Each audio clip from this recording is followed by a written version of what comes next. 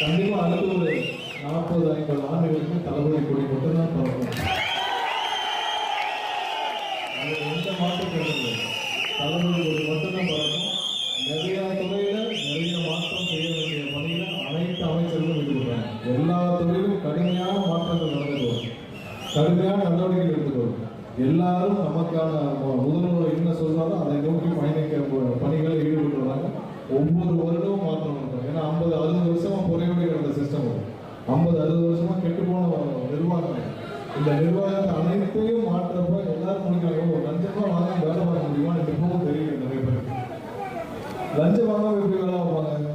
கமிஷன்லாம் எப்படி கான்ட்ராக்ட் வாங்க விட்டு காரணம் பாருங்க. கமிஷன்லாம் எப்படி கான்ட்ராக்ட் வர முடியும்? கமிஷன்லாம் எப்படி டெண்டர் போட முடியும்? லஞ்சம் வாங்காமல் எப்படி ஒவ்வொரு அமைச்சரும் செயல்பட முடியும் என்று இந்த ஒரு மாதம் அமைச்சரை பொறுப்பேற்று ஒரு மாதம் ஆச்சு. ஒரு மாதத்தில் எந்த அமைச்சர் ஆஃபீஸுக்கும் ஒரு ரூபா கூட வரல. இதுதான் தளபதி. எந்த அமைச்சர் அலுவலகத்திலையும் எந்த அமைச்சருக்கும் ஒரு ரூபா கூட யாரும் உள்ளே வரல. யாரும் கமிஷன் எதுவும் பேசி வரல. எங்கேயும் பர்சன்டேஜ் வார்த்தை தலைமைச் செயலர்களே கிடையாது.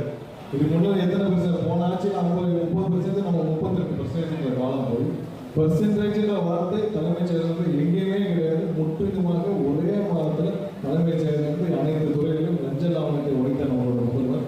அடுத்த வர காலங்களில் மக்களுக்கான அனைத்து வேலைகளும் நீங்கள் கீழே இருந்து உள்ளாட்சி வேலைகளை செய்யணும், உள்ளாட்சி வேலைகளை செய்யணும். ஒவ்வொரு தேர்தலும் தளபதியோட வெற்றி படிகளாக இருக்கும். அனைத்தும் நமக்கான தேனி மாவட்டம் ரொம்ப முக்கியமான மாவட்டம். நம்மளுடைய பாடத்திற்கு முக்கியமான மாவட்டம், அரசியல் ரீதியாகவும் முக்கியம், நம்மளுடைய தமிழகத்துக்கு ரொம்ப முக்கியம். தேனி மாவட்டம் எல்லாத்தை விட ரொம்ப முக்கியமான மாவட்டம். தளபதி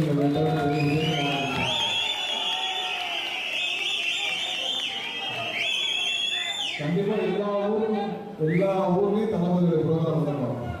எல்லா ஊர்லையும் இப்போ நடக்கும். திருச்சி நடந்த ப்ரோக்ராம் மாதிரி எல்லா ஊர்களையும் நடக்கும். கண்டிப்பா சிறப்பாக நடக்கும். தளபதியுடைய தேனி விசிட்டும் ஒரு நாள் திட்டமிட்டு தளபதி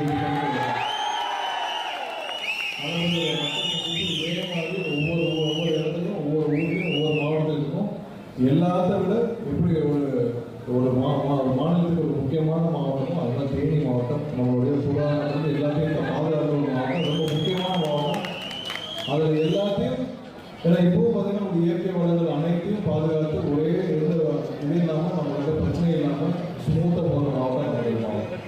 இதே மாதிரி நம்ம சிறப்பாக கொண்டு போகணும். இடையில வந்த ஆட்சியாளர்களால் பெரிய அளவில் முன்னேற்றம் இல்லாமல் தேனி மாவட்டம் முழுவதும் புறக்கணிக்கப்பட்டது. இனிமேல் அப்படி இருக்காது. முழு கவனம் தேனி மாவட்டத்தில் தேவை. அனைத்து வளர்ச்சிக்கு தேவை. பல ஆட்சியாளர்கள் பல புதுசாக பார்த்தீங்கன்னா இங்கே என்ன நடக்கிறது தேனி எதுவுமே நடக்க ஒரு ரோடு போட்டது வந்து 20 வருஷத்துல ஒரே ரோடு என்ன எதுவும் இல்லை. ஆனால் நம்ம இதில் தேனி மாவட்டத்தில் என்ன தேவை உடனடியாக செய்வோம்.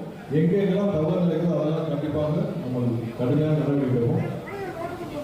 ஓட்டிடுவோம்ப்பா. நம்பி ரொம்ப கோவப்பட்டாங்க. எல்லாத்தையும் உடனே செஞ்சிருந்தாலும் உடனே செய்வோம். அதுக்கு தான் நம்ம ஆச்சரியம்.